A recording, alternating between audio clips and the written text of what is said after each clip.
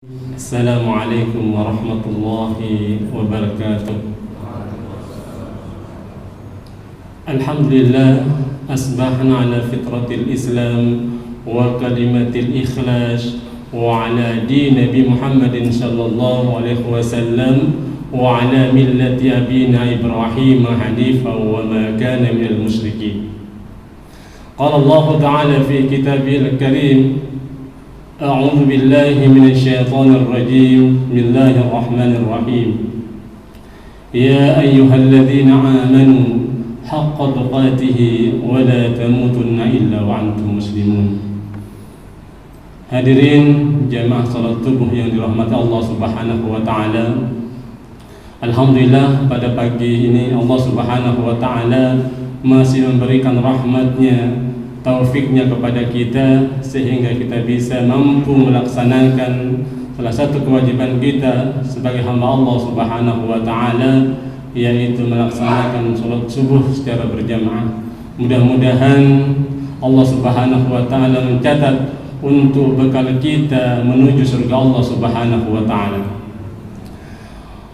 Salawat serta salam kita haturkan, kita junjungkan kepada Nabi kita Muhammad sallallahu alaihi wasallam, seorang anak manusia yang dipilih Allah Subhanahu wa taala untuk menyampaikan dinul Islam, untuk menyampaikan agama Allah Subhanahu wa taala. Hadirin yang dirahmati Allah Subhanahu wa taala, sebelum kita memasuki kajian kita pada ba'da subuh ini, mari kita awali dengan bacaan basmalah bersama-sama. Bismillahirrahmanirrahim. Hadirin yang dirahmati Allah Subhanahu wa taala, pada kesempatan pagi hari ini kita akan mendapatkan tazkirah ilmu. Mudah-mudahan diberikan kemudahan Allah Subhanahu wa taala untuk memahamkan ilmu apa yang nanti disampaikan oleh Al-Ustaz Ahmad Arqam, beliau dari Surabaya. Mudah-mudahan Allah Subhanahu wa taala diberikan kelancaran dalam menyampaikan ilmunya. Kepada beliau waktu dan tempat kami haturkan.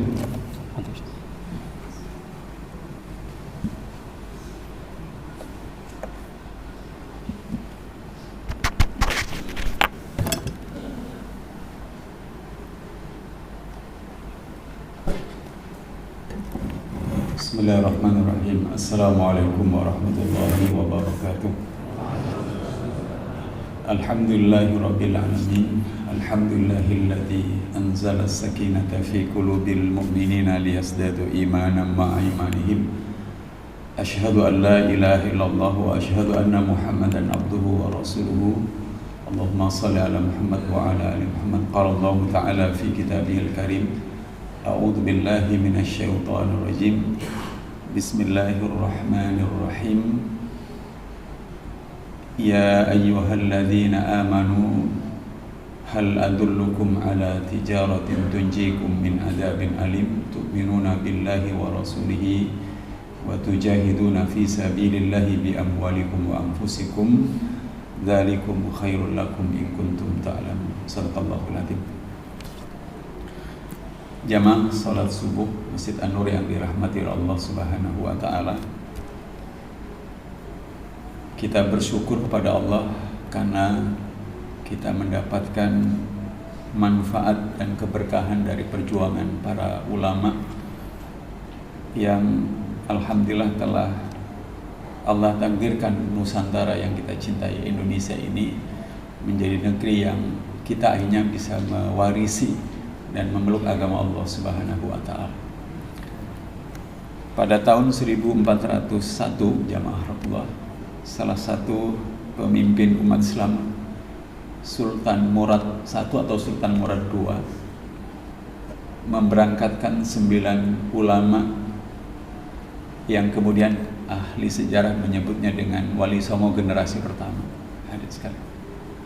9 ulama itu 2 dari Turki, 2 dari Persia, sudah 4. Kemudian 2 dari Palestina, sudah 6. Kemudian 2 lagi dari Asia Tengah, satunya lagi dari Maroko. Satu di antara 9 itu adalah Syekh Maulana Malik Ibrahim, jamaah. Dan satu juga di antara 9 adalah Syekh Jumadil Kubro. Satu juga di antara 9 itu adalah Syekh Maulana Muhammad Ishaq jamaah.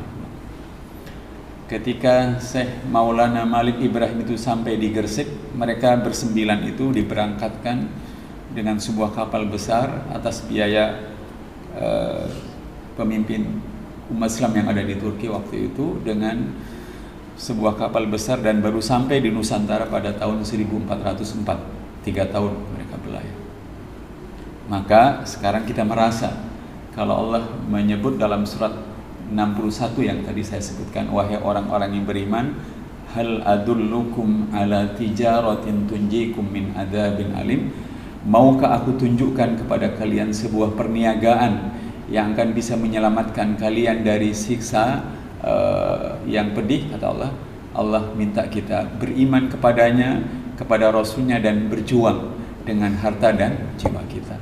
Tidak terbayangkan berapa harta yang harus disiapkan memberangkatkan 9 ulama ke Nusantara. Dan ketika Syekh Maulana Malik Ibrahim sampai di Gresik jamaah Allah, di situ sudah ada makam yang batu nisannya sudah tertulis tahun 1200-an, atau dengan kata lain 200 tahun sebelum generasi pertama Wali Songo sampai itu, sesungguhnya sudah ada para penyebar Islam. Makam yang tadi saya sebut itu adalah makam Siti Fatimah binti Maimun jamaah Allah. Tetapi para ahli sejarah mengakui bahwa di tangan para Wali Songo itu disebut-sebut sebagai organisasi dakwah, dan para ahli sejarah menyebutnya dengan Wali Songo. Maka Islam itu bisa berkembang dengan cara yang luar biasa, dan kita semuanya menjadi orang yang bisa mewarisi kerja keras para ulama itu yang luar biasa itu. Jamaah yang dirahmati oleh Allah Subhanahu wa taala, yang spektakuler adalah salah satunya Syekh Maulana Malik Ibrahim itu bukan ulama biasa. Sebelum dia bertugas di Nusantara oleh pemimpin tertinggi umat Islam, beliau ditugaskan di Asia Tengah jamaah. Beliau bertugas di kawasan Afghanistan, kemudian India sekitarnya. Dalam bahasa Persia itu stan itu adalah tanah. Jadi kalau Afghanistan itu berarti tanahnya orang Afgan. Kalau Kazakhstan itu berarti tanahnya suku Kazakh. Uzbekistan berarti tanahnya suku Uzbek, dan seterusnya itu. Saya nggak tahu kalau Pakistan itu tanahnya orang Pakis atau suku Pakis, tapi itu faktanya. Hadirin yang dirahmati Allah Subhanahu wa taala, dan setelah kurang lebih 70 tahun kemudian, tepatnya pada tahun 1478 di Nusantara ini berdirilah kerajaan Islam pertama, yaitu Kerajaan Demak. Dampaknya terasa. Waktu Portugis datang ke Nusantara pada tahun 1521 dan menaklukkan Batavia atau Jakarta sekarang, hanya butuh waktu 6 tahun bagi seluruh kekuatan di Nusantara, wabil khusus Kerajaan Demak itu, untuk bisa menaklukkan Portugis dan mengambil kembali Batavia. Waktu itu Fatahillah memimpin perang melawan Portugis, dan pada bulan Juni 1527 Batavia itu kembali ke pangkuan kita. Ya. Pas waktu itu bulan Ramadan hadirin yang dirahmati Allah Subhanahu wa taala.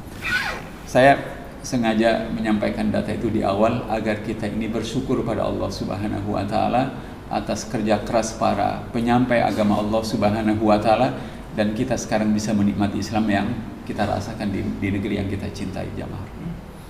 Oleh karenanya hadirin rahimakumullah, dalam surat Al-A'raf ayat ke-43, kelak ketika orang-orang beriman masuk surga itu ucapannya adalah alhamdulillahilladzi hadana li hadza wa ma kunna linahtadiya laula an hadanallah.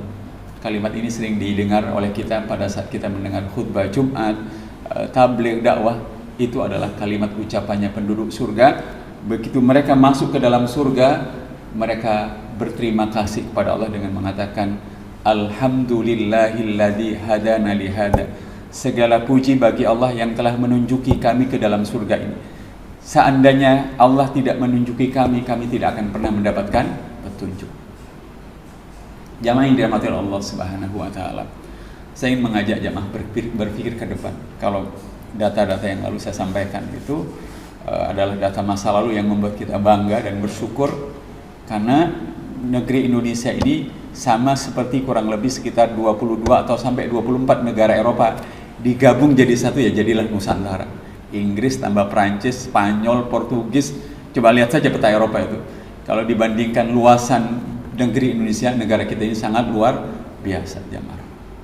Nah, tetapi hadirin yang dirahmati Allah Subhanahu wa taala, ada sebuah lembaga riset dari Washington DC namanya PRC, Pew Research Center.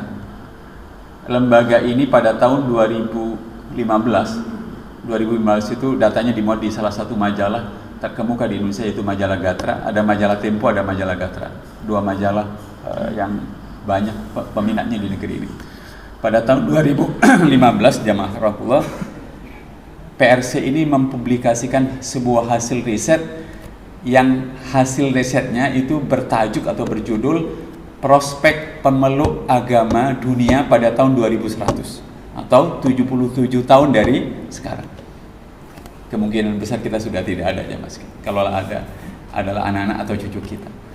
Tetapi yang mengejutkan kita adalah pada tahun 2100 nanti jumlah umat Islam di seluruh dunia, sekali lagi jumlah umat Islam di seluruh dunia itu menjadi terbesar dan terbanyak. Waktu itu umat Islam itu berjumlah dalam persentase sebesar 34,9% dari total populasi dunia. Kristen dan Protestan itu di bawahnya 33,8%. Atau pada waktu itu kita sudah lebih unggul 1,1%. Tepat di tahun 2070, 30 tahun sebelum menuju tahun itu, pada titik itulah Islam dan Kristen Protestan itu jumlahnya sama, jemaah. Bahkan dihitung oleh Pew Research Center itu sejak tahun 2010 kemarin sampai ke 2050, 2070 itu kecepatan pertambahan umat Islam itu sangat menakjubkan. Sehingga di 2070 kemudian posisi kita sangat sama. Saya bisa mengingat data-data itu karena saya tulis dan saya simpan sampai sekarang di handphone saya masih ada, jamaah. Yang ingin saya tegaskan adalah penyebab keberhasilan umat Islam itu mencapai angka yang luar biasa itu dua. Yang pertama adalah tingginya fertilitas rate, tingginya angka kelahiran di tengah-tengah umat Islam. Terutama di benua Eropa, artinya umat Islam yang ada di benua Eropa, di benua Amerika Latin dan Amerika. Jangan tanya kalau di Asia dan Asia Tenggara, wabil khusus Indonesia, angka kelahirannya sangat tinggi sekali, jamaah. Tapi yang mau saya sampaikan begini. Para ahli kependudukan menyebut bahwa apabila sebuah negara itu tingkat kelahiran penduduknya di bawah angka 2,1, maksudnya satu keluarga itu rata-rata punya anak 2,1 anak kalau di rata-rata, maka negara itu hanya butuh waktu 15 sampai 20 tahun akan kehilangan penduduk asli negara itu.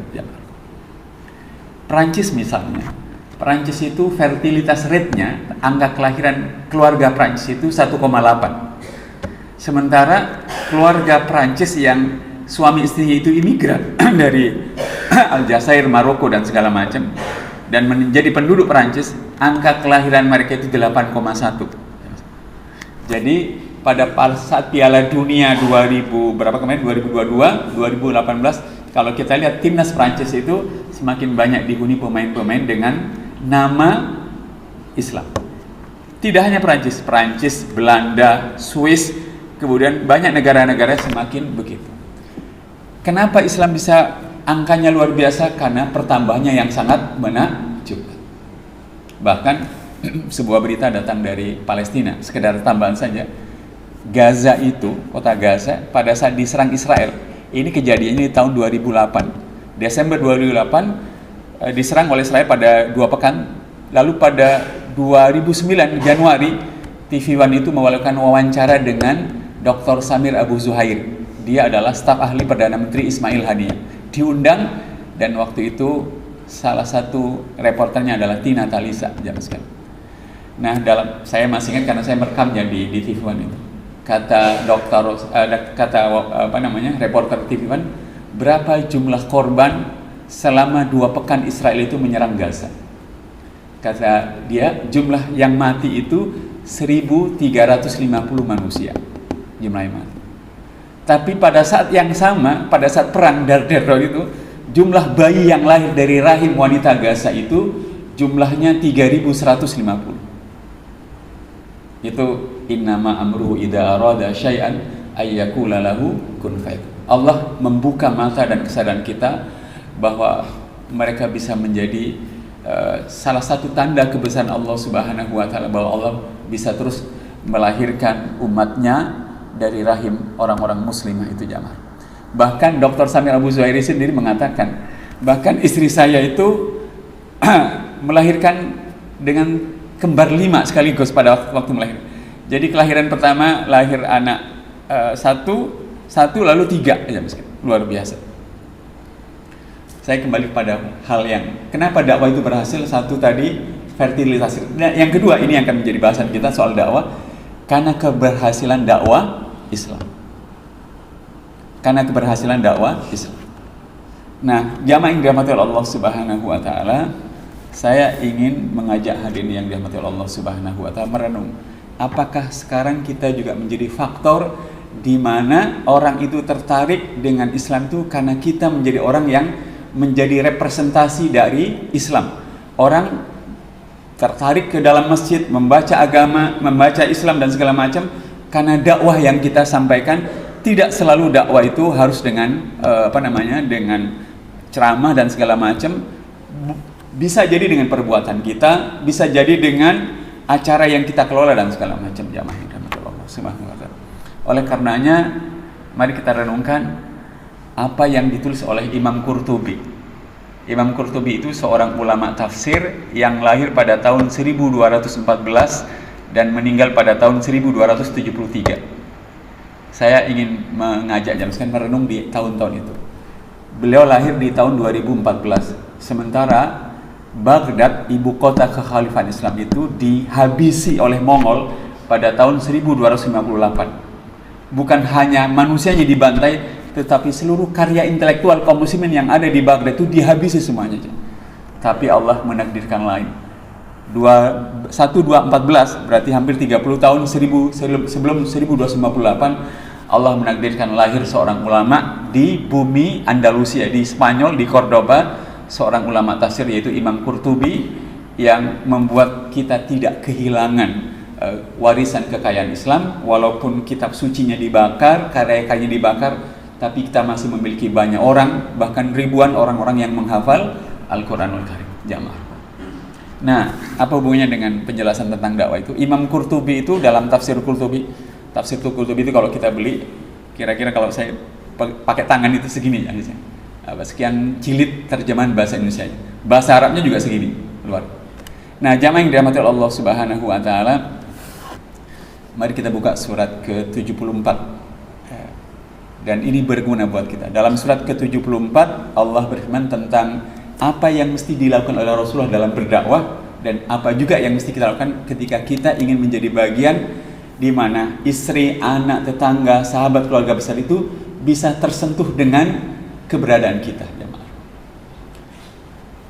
A'udzubillahi minasyaitonirrajim. Bismillahirrahmanirrahim. Ya ayyuhal muddatsir. Itu ayat pertama. Qum fa'andir, ayat kedua. Kemudian ayat ketiga, wa rabbaka fatahhir, wa rabbaka fakabbir, mohon maaf, dan Tuhanmu agungkanlah. Lalu ayat keempatnya, wa siyabaka fatahhir, dan pakaianmu sucikanlah. Ayat pertama Allah memerintahkan Rasulullah untuk berdakwah, kum fa'andir, ya ayyuhal muddatsir. Ayat keduanya, kum fa'andir, wa rabbaka fakabbir, Tuhanmu agungkanlah. Lalu yang ada berikutnya, wa siyabaka fatahhir, dan pakaianmu sucikanlah. Imam Qurtubi menjelaskan bahwa kalau kita juga ingin berdakwah, maka kata beliau, sucikanlah pakaianmu. Ada 8 makna yang harus dicucikan, dan oleh karenanya kalau 8 ini kita kerjakan, maka kita akan menjadi faktor di mana istri, anak, tetangga, sahabat, kolega itu akan tersentuh oleh kita, karena kita menjadi orang yang hidup dan membuat orang itu tersentuh dengan kita. Jamaah yang dirahmati Allah Subhanahu wa taala. Yang pertama kata beliau, maksudnya pakaianmu sucikanlah, karena artinya wasiyabaka fatahhir itu adalah pakaianmu sucikanlah. Kata Imam Qurtubi, maksudnya yang pertama adalah hendaklah yang engkau sucikan itu amalmu sucikanlah. Jadi maksudnya pakaian itu adalah amalmu sucikan. Saya merenung jamaah sekalian. Apa yang membuat dakwah ini menjadi menarik bagi banyak orang?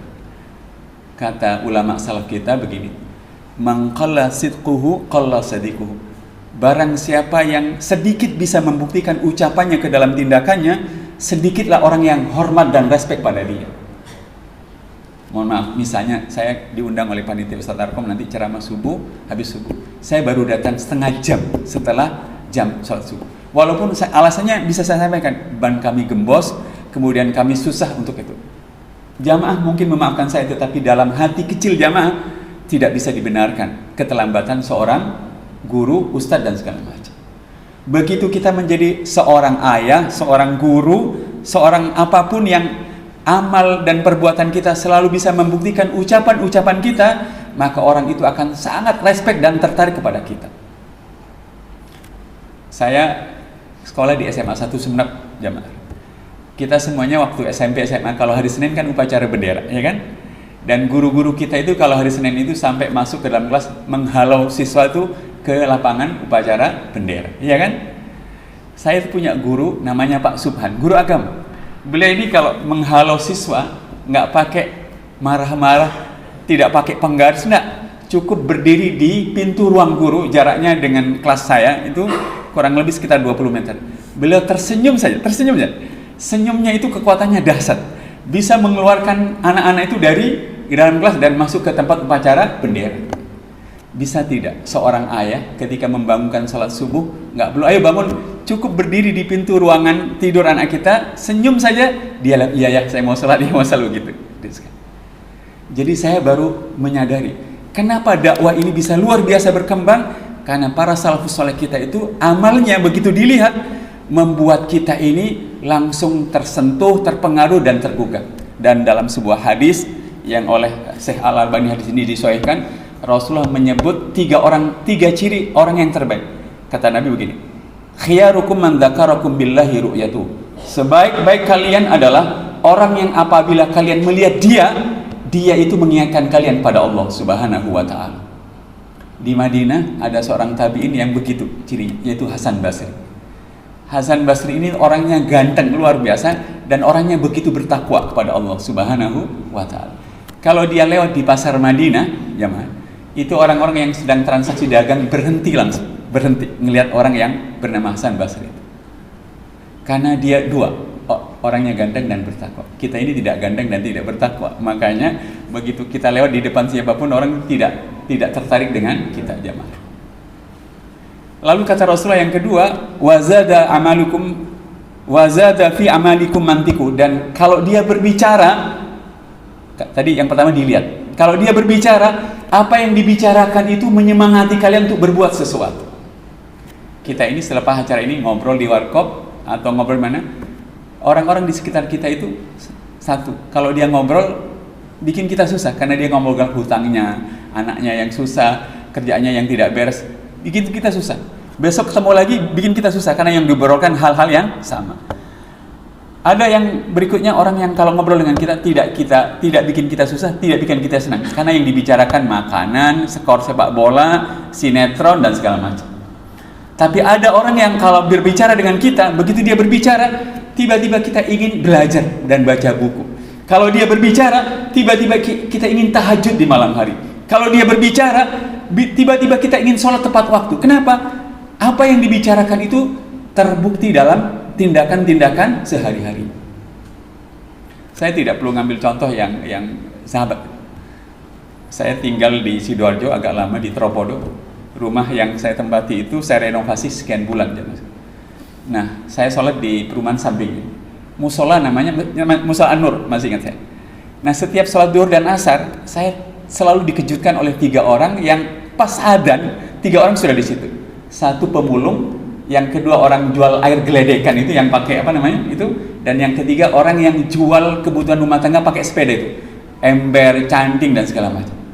Menyaksikan 3 orang itu sudah berada di rumah Allah Subhanahu wa taala pada saat adzan diperdengarkan. Benar kata Rasulullah, wa gharrabakum fi amalihi wa gharrabakum fil akhirati amal. Dan apabila engkau lihat dia beramal, maka engkau yang menyaksikan amal dia itu, kalian tiba-tiba rindu akhirat dan ingin mengejar akhirat. Jadi kalau Imam Qurtubi mengatakan wasiyabaka fatahhir, dan pakaianmu sucikanlah. Maka dai, guru, orang tua, pendidik, mubalik, kalau ingin mengajak agar ajakannya itu pengaruhnya luar biasa, jadilah orang yang terus-menerus memperbaiki dan menyucikan amal kita, lebih ikhlas, lebih istiqomah, lebih tepat dan segala macam. Orang itu tidak perlu diceramai, orang melihat amal kita itu langsung akan terpengaruh. Jamaah yang dirahmati, saya punya mertua namanya Pak Sutiono, namanya saya tidak. Orangnya itu, mertua saya itu baru belajar ngaji di usia 70-an di Masjid Al-Falah dekat Kebun Binatang Surabaya. Pada 2018 dia tinggal bersama saya karena habis operasi, karena kakinya tertabrak, patah. Pas tinggal dengan saya selalu dikejutkan. 30 menit sebelum 30 menit sebelum masuk zuhur, beliau itu sudah selesai mandi dan sudah berpakaian rapi, pakaian sholat. 15 menit sebelum sholat itu beliau berjalan ke masjid.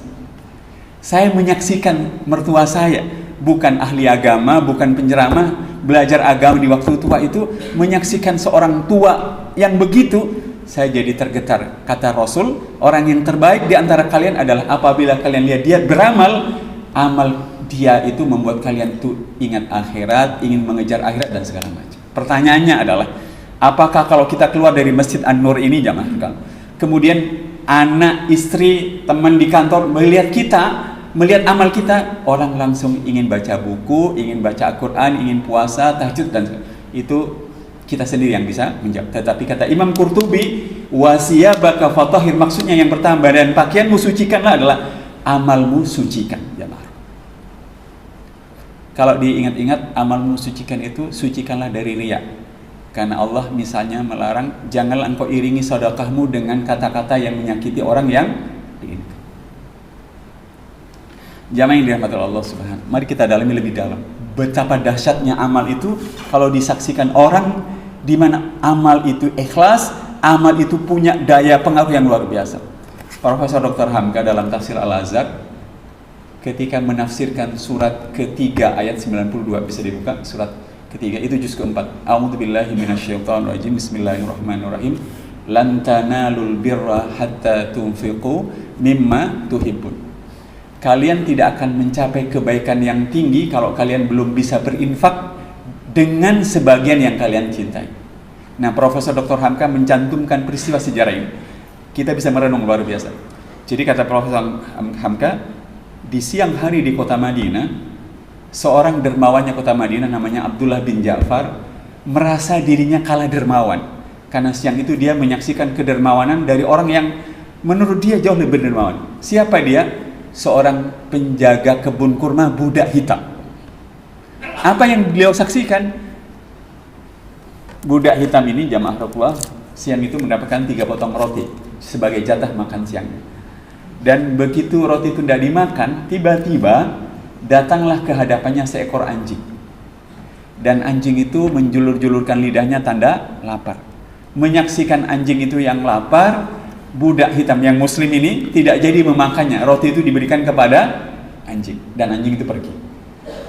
Begitu anjing itu pergi, dia ingin mengambil rotinya yang kedua untuk dia makan. Tetapi begitu hendak dia makan, anjing itu datang lagi dan masih menunjukkan lidahnya yang sedang lapar. Untuk kedua kalinya, anjing itu mendapatkan roti dari budak itu. Dan begitu anjing itu pergi, dia ingin memakan roti terakhirnya. Dua sudah keambil anjing. Begitu hendak dia makan, anjing itu datang lagi. Dan untuk ketiga kalinya, roti yang ketiga itu akhirnya dia berikan. Siang itu dia tidak makan karena mendahulukan anjing. Abdullah bin Ja'far yang menyaksikan kedermawanan itu berkata padanya, saya ini oleh orang Madinah disebut dermawan, wajar saja karena saya punya harta untuk didermakan. Tapi dia yang hanya punya 3 potong roti, bagaimana bisa dia memberikannya pada seekor anjing, padahal dia siang itu harus makan. Karena heran, dia datang ke dalam kebun kurma itu, jamaah Rasulullah, lalu bertanya, mengapa 3 potong roti yang harusnya engkau makan, justru engkau berikan pada anjing itu? Apa jawabannya dia? Apa engkau lupa Rasulullah itu menerima ayat dari Allah, yaitu ayat itu tadi, surat ketiga ayat 90. Lan tanalul birra hatta tunfiqu mimma. Kalian tidak akan sampai pada kebaikan yang tinggi di hadapan Allah Sebelum kalau kita ini punya sesuatu yang kita cintai sebagiannya, bukan seluruhnya. Hatta tunfiqu mimma tuhibbun. Sampai kalian berinfak dengan yang sebagian yang kalian cintai. Kata dia, siang ini saya tidak punya sesuatu yang sangat saya cintai kecuali 3 potong roti. Tapi agar ayat itu bisa saya kerjakan, maka saya berikan roti itu kepada anjing. Apa yang terjadi jamaah sekalian? Setelah itu, Abdullah bin Ja'far langsung keluar kebun kurma. Beliau menemui pemilik kebun kurma itu dan beliau beli kebun kurma itu. Beliau cari juga pemilik budak hitam itu dan beliau beli budak hitam itu. Setelah 2 hal itu menjadi miliknya, kebun dan budak itu menjadi miliknya, dia masuk lagi ke dalam kebun kurma. Dan kemudian berkata kepada budak hitam itu, siang hari ini engkau tidak lagi menjadi milik tuanmu yang lama, dan engkau sudah menjadi milikku karena aku sudah membelinya. Karena engkau sudah menjadi milikku, hari ini aku merdekakan engkau. Engkau tidak lagi berhak untuk diperjualbelikan sebagai manusia yang diperbudak. Engkau menjadi manusia merdeka. Dan kebun kurma ini baru saja saya beli dari pemiliknya. Karena sudah menjadi milikku, sekarang aku berikan kepada engkau. Sedahsyat itu amal jamaah sekalian. Jadi kalau saya renung-renungkan, kenapa istri saya, anak saya tidak mudah saya ajak. Bukan kita kurang mengatakan ayo bangun, bukan. Tapi yang kurang adalah amal soleh yang disaksikan dengan mata telanjang oleh anak, istri, orang-orang di sekitar kita. Kita mungkin banyak ngomong tetapi jauh panggang dari kita ini jarang memperlihatkan amal yang ikhlas, yang istiqomah, sehingga orang-orang yang menyaksikan kita, kata Rasulullah, orang yang terbaik di antara kalian apabila kalian lihat dia itu mengingatkan kalian pada Allah Subhanahu wa taala. Apabila dia berbicara, dia itu membuat kalian termotivasi beramal, dan apabila dia beramal akan menyebabkan kalian mengejar akhirat. Negeri yang kita cintai ini menjadi negeri dengan penduduk muslim terbanyak. Saya yakin ulama-ulama pendahulu kita di Nusantara adalah kiai-kiai kita adalah orang-orang yang amalnya sehari-hari itu membuat orang-orang yang ada di sekitarnya itu tertarik untuk beragama seperti yang kita lihat. Misalnya saya sebut 3 contoh. 1, kita tahu Haji Omar Said Cokro Aminoto. Beliau jebolan pesantren Tegal Sari, jamaah. Pesantren Tegal Sari di Ponorogo. Pesantren Tegal Sari itu adalah pesantren yang santri-santrinya pada perang di Ponorogo itu ikut perang dalam perang di Ponorogo. Tapi waktu saya ngisi training di pesantren Darut Taqwa Ponorogo, bahkan teman-teman bilang, Ustadz, bahkan di Ponorogo juga santri di Tegal Sari. Ya wajar kalau dia jadi santri, teman-temannya ikut berperang. Nah, Cokro Aminoto itu pada tahun 1931 itu sakit. Pada saat pingsan, pada saat sakit dan istirahat, orang-orang yang menjaganya itu dikagetkan karena dia ngigau. Ngigaunya itu bertakbir, ya Allahu Akbar, dan ngaji tilawah dengan bacaan yang sangat fasih dan indah. Kata keluarganya, lebih fasih dan lebih indah dari saat dia ngaji waktu normal. Setelah begitu, keluarganya bangunkan saja. Begitu dibangunkan, ada apa? Kenapa kok bertakbir? Kan? Ada tamu, bikin kaget saja. Ada tamu, orang tidur malah bilang ada tamu. Loh, siapa yang datang? Rasulullah SAW. Pertanyaannya adalah, kenapa Cokro Aminoto itu suka membaca Al-Quran sehingga terbawa-bawa dalam igauannya? Kata orang Madura, ngajak gitu. Ya kan? Cokro Aminoto itu waktu memimpin organisasi Syarikat Islam, jumlah anggotanya itu 3 juta manusia pada waktu itu. Penduduk Nusantara menjelang tahun 45 jumlahnya 70 juta. Jadi 3 juta per 70 juta itu angkanya sangat besar. Sementara Budi Utomo itu anggotanya cuma 10.000 orang. Jadi wajar orang itu tertarik dengan organisasi ini. Salah satu daya tariknya adalah orang yang memimpinnya adalah orang yang punya kebiasaan beragama dengan sangat luar biasa, membaca. Yang kedua adalah Hadratus Syekh Kiai Haji Hashim Asy'ari. Yang bercerita ini adalah Kiai Haji Muhyiddin Muzadi, salah satu muridnya, kakak dari Kiai Haji Hashim Muzadi. Jadi beliau itu kalau ngimami sholat subuh seperti tadi, itu terbiasa membaca 1 juz untuk 2 rakaat sholat subuh. Saya doakan Masjid Anwar ini nanti sholat subuhnya 1 juz untuk 2 rakaat sholat subuh. Mudah-mudahan tambah banyak. Tapi saya yakin tambah banyak jamaah. Nanti yang jadi jamaah itu kakek-kakek, nenek-nenek gitu. Kenapa? Nggak apa-apa Ustaz Arkom, nanti kaminya mati berdiri, matinya husnul khotimah gitu. Tapi ya kenapa beliau bisa seperti itu ya? Ya kita tahu beliau membutuhkan amal membaca Al-Quran yang luar biasa, tetapi sekaligus menjadi daya tarik bagi orang-orang di sekitarnya untuk masuk Islam. Yang ketiga adalah Profesor Dr. Hamka. tokoh Muhammadiyah. Beliau itu dipenjara pada saat presiden pertama selama 2 tahun 4 bulan. Selama 2 tahun 4 bulan itu beliau menghatamkan Al-Quran 150 kali atau sehari 5 juz. Dan selama di dalam penjara beliau menulis 28 juz tafsir Al-Azhar. Luar biasa. Saya ingin kembali kepada penjelasannya Imam Qurtubi tentang wasiyabaka fatahir, dan pakaianmu sucikanlah. Maksudnya yang pertama adalah dan amalmu sucikan. Jadi sekarang kalau kita ingin menjadi ayah yang tidak perlu banyak ngomong pada istidana, jangan banyak ngomong. Amal kita perbanyak, perikhlas, dan jaga keistiqomahnya. Udah cukup itu untuk membuat keluarga kita itu mudah untuk kita pengaruhi. Saya kebetulan punya akademi sepak bola di Surabaya jam sekarang. Kami mendidik pemain bola itu 50 pemain. Salah satunya sekarang bermain di Persebaya, masih muda.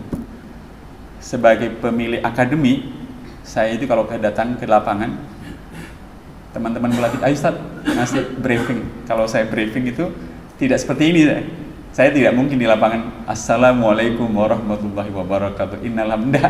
Di lapangan saya paling 10 menit, saya kumpulkan pemain itu, kalau kalian mau jadi pemain bagus, disiplin latihan, kemudian jangan rusak permainan kan dengan pergaulan bebas, narkoba dan rokok dan segala macam begitu. Pendek saja. Tapi sewa lapangan saya bayar, gaji pemain saya bayar, kemudian kostum saya belikan dan segala macam. Amal perbuatan-perbuatan seperti itu yang disaksikan oleh anak-anak itu membuat anak-anak itu mudah saya aja. Ayo sholat, ya sholat, pelatihnya ya sholat dan segala macam.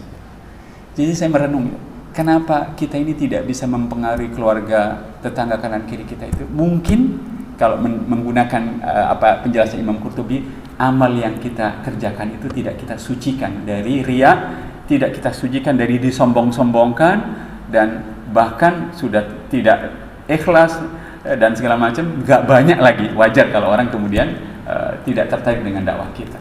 Yang kedua, kata Imam Qurtubi, wasiyabaka fatahir, maksudnya yang kedua selain amalmu sucikanlah, yang kedua adalah wa qalbuka fatahir, dan hatimu sucikan. Jadi amal itu tidak akan mungkin bersih kalau hatinya tidak dibersihkan. Jamaah yang dirahmati Allah Subhanahu wa taala, oleh karenanya selalu saja doa ini kita butuhkan. Ya muqallibal qulub, sabbil qalbi ala dinika. Wahai zat yang membolak-balikkan hati, teguhkan hatiku ini di atas agama. Efeknya dahsyat jamaah.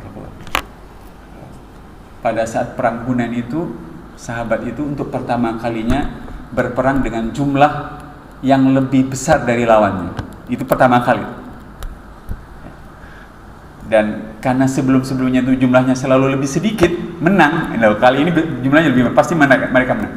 Mereka itu Allah gambarkan dalam surah At-Taubah ayat 25, 226. Id a'jabatkum kasratukum. Ingatlah ketika jumlah yang besar pada kalian itu membuat kalian ujub, ya, dan merasa kalian akan menang. Lalu Allah kalahkan mereka di alal perang Hunain itu. Nah, saya ingin mengajak jamaah, kalau Allah meminta kita dan pakaianmu sucikanlah, maksudnya yang pertama kata Imam Qurtubi amalmu sucikan, yang kedua adalah hatimu sucikan.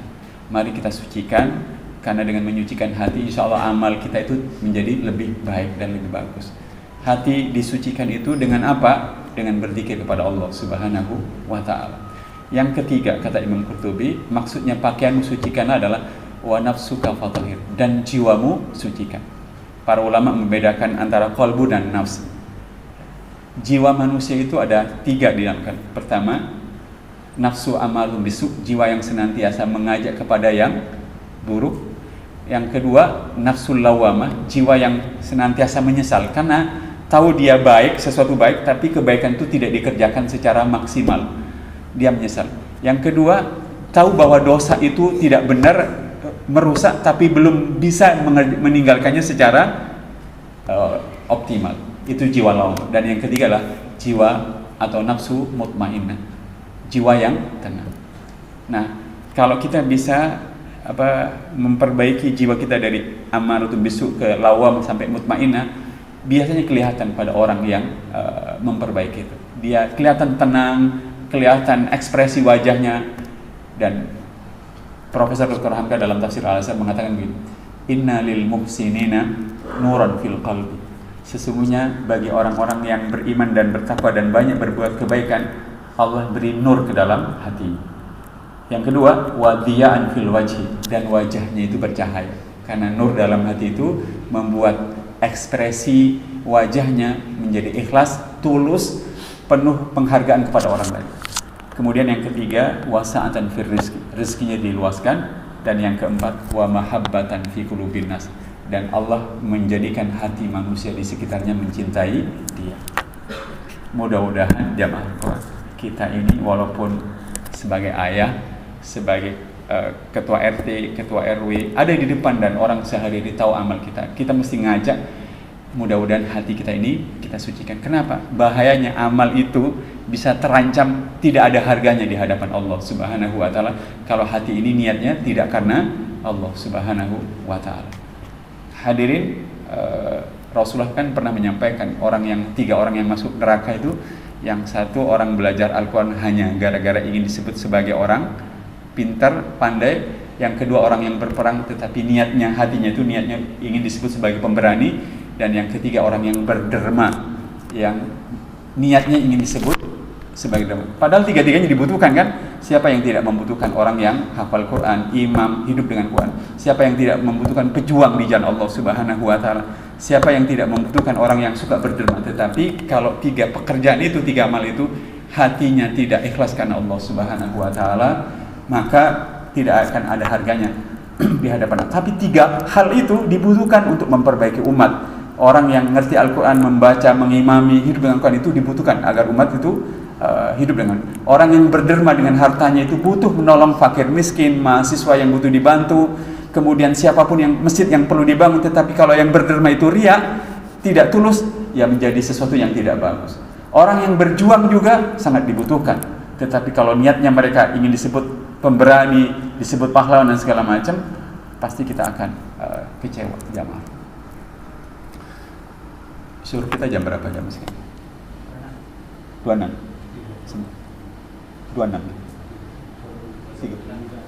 10 menit lagi jam sekarang. Nah, jamaah yang dirahmati oleh Allah Subhanahu wa taala, yang keempat kata Imam Qurtubi, dan pakaianmu sucikanlah itu maksudnya ini yang menarik, dan badanmu sucikanlah, wajismuka fatahir, dan badanmu sucikan.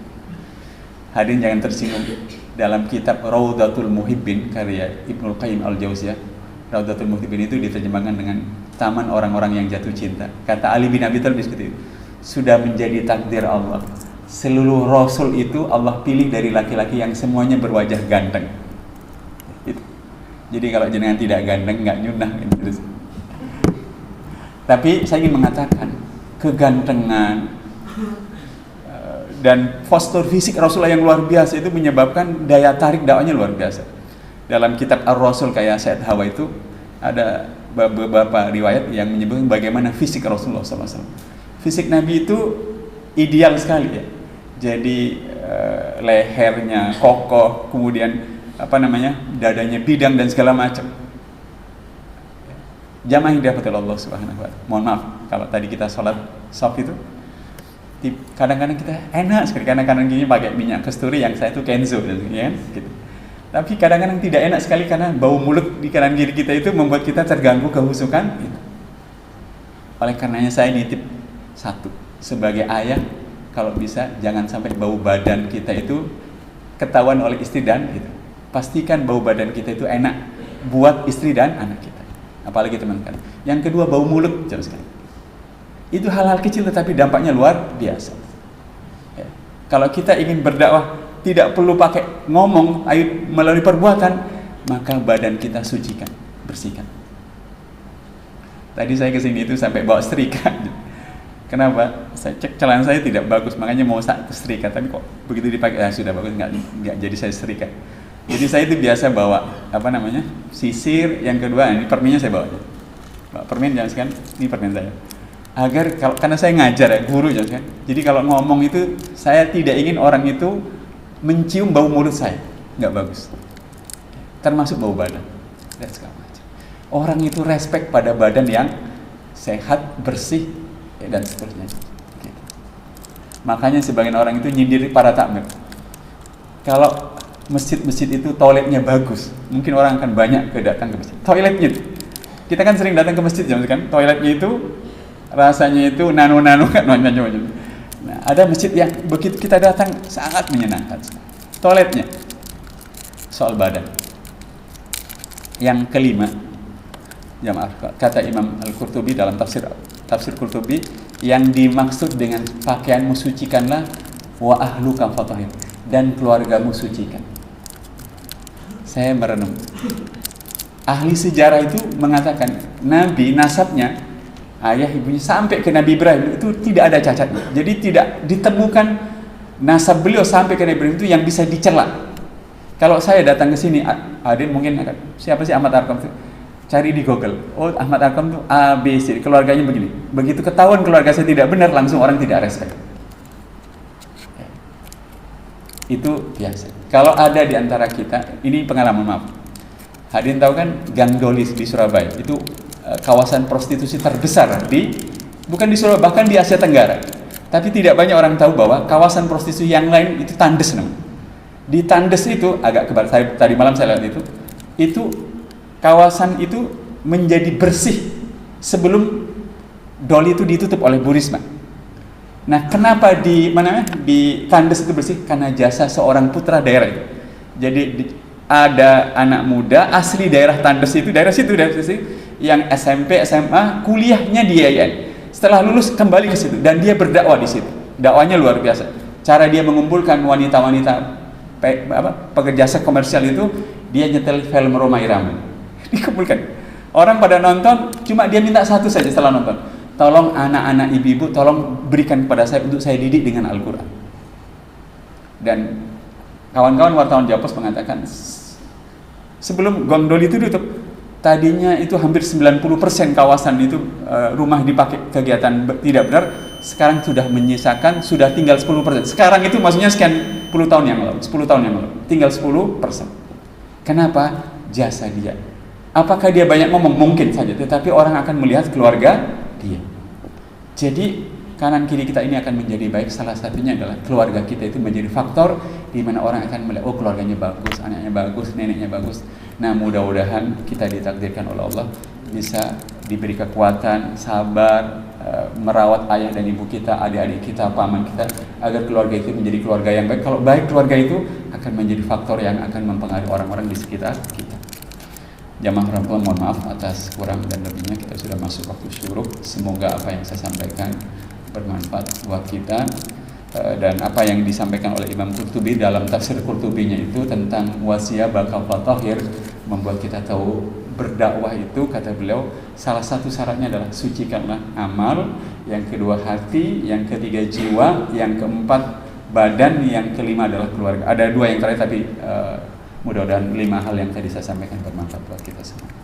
Mari kita berdoa pada Allah Subhanahu wa taala, mudah-mudahan kita diberikan istiqomah dalam menjalankan agamanya, dan mudah-mudahan Allah menganugerahi kita akhir kehidupan yang husnul khatimah. A'udzubillahi minasyaitonir rajim. Bismillahirrahmanirrahim. Alhamdulillahirabbil alamin. Allahumma shalli ala Muhammad wa ala ali Muhammad. Allahumma ati nufusana taqwa wa zakkiha anta khairu man zakkaha anta waliyuha wa maulaha. Ya Allah, berikanlah kepada diri kami seluruhnya kesanggupan untuk bertakwa kepadamu. Oleh karenanya sucikan dan bersihkan. Hanya Engkaulah yang bisa menyucikan dan membersihkan, dan hanya Engkaulah pemilik dan pelindungnya, ya Allah. Allahumma a'inna ala dzikrika wa syukrika wa husni ibadatika. Ya Allah, berikanlah pertolongan kepada kami agar kami selalu mengingat-Mu, bersyukur atas seluruh nikmat-Mu, dan menggunakan seluruh nikmat-nikmat-Mu untuk mengabdi kepada Engkau, ya Allah, dengan sebaik-baik pengabdian, ya Allah. Rabbana afrigh alaina sabra wa tawaffana muslimin. Anugerahkan kepada kami, ya Allah, kesabaran, terutama kesabaran membaktikan hidup kami sepenuhnya kepada Engkau, ya Allah. Wafatkan kami kelak dalam keadaan berserah diri kepadamu. Wafatkan kami kelak dalam keadaan husnul khatimah, ya Allah. Rabbana atina fid dunya hasanah wa fil akhirati hasanah wa qina adzabannar wa qina adzabannar wa qina adzabannar. Subhana rabbika rabbil izzati amma yasifun wa salamun alal mursalin walhamdulillahi rabbil alamin. Semoga doa kita dikabulkan oleh Allah. Jamaah Allah, sekali lagi mohon maaf atas hilaf dan kurangnya. kita akhiri. Subhanakallahumma wa bihamdika asyhadu an la ilaha illa anta astaghfiruka wa atubu ilaik. Wassalamualaikum warahmatullahi wabarakatuh.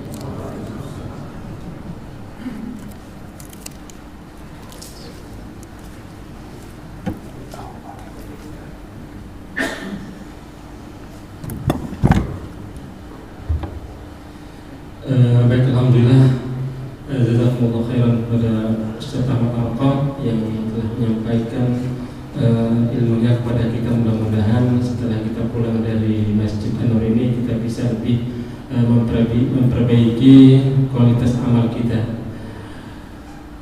Hadirin yang dirahmati Allah Subhanahu wa taala, saya sebagai pembawa acara, kalau ada kekurangan mohon maaf yang sebesar-besarnya. Dimohon nanti setelah sholat suruh disiapkan sarapan pagi pada seluruh jamaah.